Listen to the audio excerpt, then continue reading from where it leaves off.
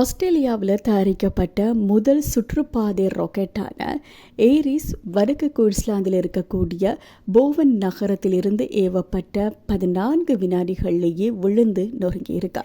இந்த ராக்கெட் சோதனை விமானம் கில்மோர் ஸ்பேஸ் டெக்னாலஜிஸால் மேற்கொள்ளப்பட்டது. அதே நேரத்தில் சிறிது நேரத்திற்கு பிறகு தோல்வியடைந்ததாக கூறப்படுகிறது. இது ஆஸ்திரேலியாவினுடைய விண்வெளி தொழில்நுட்பத்திற்கு ஒரு புதிய படியாக கருதப்பட்டாலுமே முதல் முயற்சி தோல்வியடைந்திருக்கு.